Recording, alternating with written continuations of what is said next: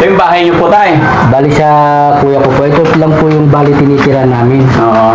Tindahan, bahay na po. Tindahan, bahay na. Yun ang hanap buhay niyo po. Opo. Okay. At least kahit pa paano, nakita ko na mas mapapaayos yung anak niyo rito. Opo. Ay, dalawa lang sila magkapatid.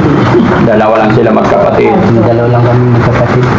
Dalawa lang kayo magkapatid. Ito po yung bunsong kapatid nila. Angelica, ito po yung bunso na kapatid nila. Kapatid nila. Opo. Ayan yung bunso. Ayun yung nakapula na yun. Dito nga kayo, dalawa. Oy, Angelica, Tatlo halika. sila magkakapatid. Opo, halika. Okay lang dito. Dito kayo, Ben. Ito yung babay. Dito ba? Paano ko? Dito. Sino pinakapanganay siya? Ito po. Panganay. Tapos pangalawa? Pangalawa. Pangalawa, tapos pangatlo. Dito ka, Ben. Picture nga kayong tatlo. Dito. Okay, ayun. Tingin, o yan. Harap ka sa camera. Tabi ka dito, Ben. Harap ka dito, siguro dito. Triplets pala eh. Oh, parehas pa nakapula. Tatlong Maria. Tatlong Maria.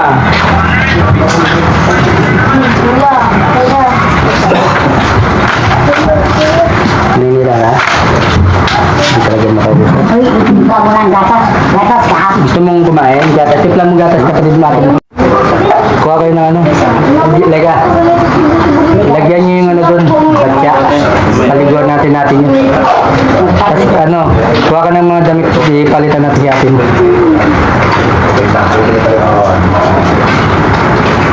So, anong gagawin mo tayo? Papaliguan niyo po? Paliguan. Okay, so, sige. Sige tay, hayaan mo siya. I-ready nyo muna yung mga gamit. Kausapin mo yung mga anak mo na magpapaligo sa anak mo. So yun mga kababayan, mga kabarangay. Ayon po sa kahilingan ni tatay na lumapit sa Team Daddy Frankie para makuha yung kanyang anak. Dahil yung anak niya po na ang nag-aalaga sa kanyang anak ay yung dati po niyang asawa na sa kasamaan palad may depression din pinagdadaanan. Kaya dalawa po sila na nasa bahay lang. Nakita nyo naman yung sitwasyon, talagang doon lang sila sa loob ng 19 na taon. Kaya si tatay lumapit sa atin para makuha yung kanyang anak. At salamat sa Panginoon kasi nakuha naman natin ng maayos at ligtas. Loobin nawa ng Panginoon mga kababayan na sa susunod na hakbang is madala na natin siya sa pagamutan. Depende po yan sa sasabihin ng tatay ng batang ito. At ayon sa kanya mga kababayan, papaliguan muna daw nila, bibihisan. Kasi kung mapapansin nyo, talagang wala nang bihis-bihis, wala nang ligo-ligo, and then marami na siyang alaga sa kanyang ulo. No? Ate, okay ka lang? Hindi talaga siya nakakausap, tapos makikita nyo, yung mga paa niya lumiit na. Pero kaya pa yan, kasi bata pa siya mga kababayan, 19 years old pa lang siya. Parang na-adapt niya yung habit na ng kanyang nanay, no? Buti wala yung lula. Nang hindi yung lula.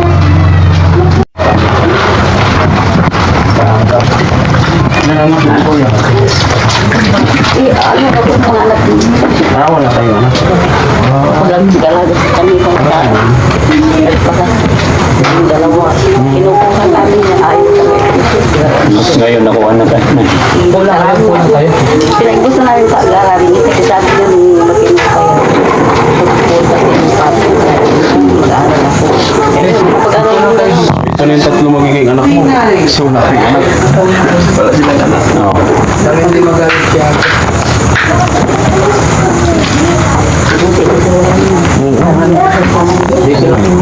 Pero tulungan nyo pa rin guys magdala doon. Sige po.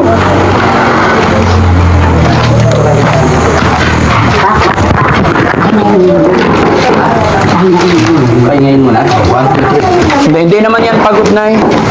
Yan. Pamayos. Bukod mga yun ano. Alam, maraming shampoo tayo ha. Okay.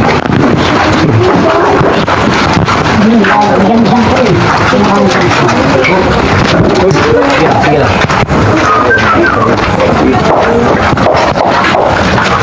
Dali, wala ka pa nga ng shampoo doon. Dali mo. Ito sa bahay. Dalawang shampoo.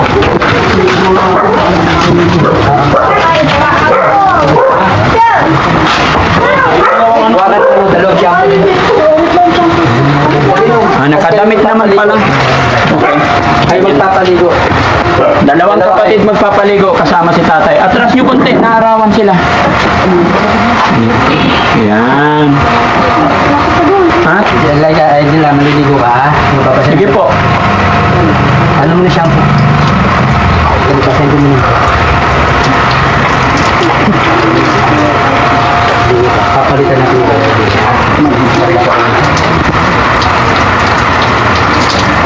ito nila, ito pati hindi kaya pababayaan. Hindi namin pababayaan ha. Ito matakot, papalapot. Walang mananap dito. Pamilya mo kami rito. Kita pa niya.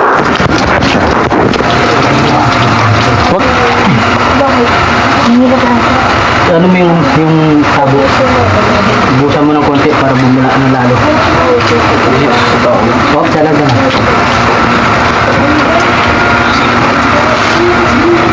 Yan.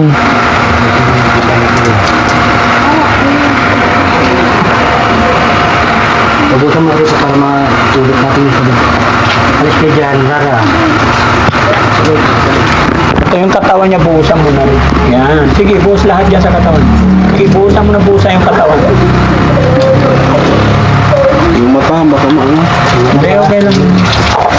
Yan. Ibusan mo yung ulo para hindi man yung mata niya. Ibusan mo yung ulo para hindi man yung mata niya sa sabon. Ano mo? Hindi. Ibusan mo yun. Ito, para makakita na ha. Puro kanin ulo mo.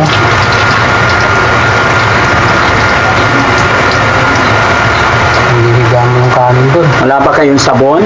Baka na sa bumba. Sabunin niyo yung katawan ng kapatid niyo. O yung ano pala, yung safeguard. Doon sa may ano ng ano, sa may... O doon, kunin mo nga, turo mo kay ate mo. O ate, dapat ikaw ate ang mag-ano sa kapatid mo rin, di ba? Kuha ka sabon. Kuha ka ng ano yung sabong panlaba. Yung sabong panlaba ay ano yung safeguard. Ganyan po. Ayan, tapos hihilurin mo yung kapatid niyo. Ikaw maghilod ako dito sa maraming kanin sa buhok. Kuha kang sabon para sabunin niyo yung katawan niya. Yan, sige tayo. Doon sa bahay, yung safeguard. O baka matumba ka na. Hindi. Daming kanin.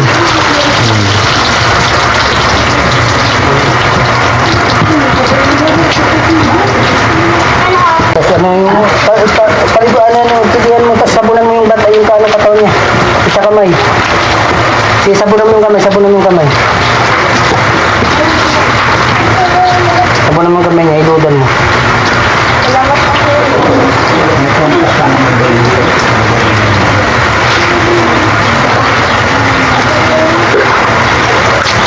Nakaumano ka na ka.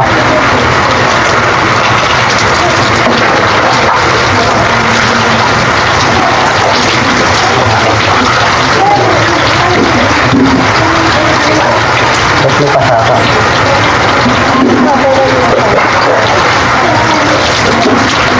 Sabi lang mo niligi. Sabi mo niligi.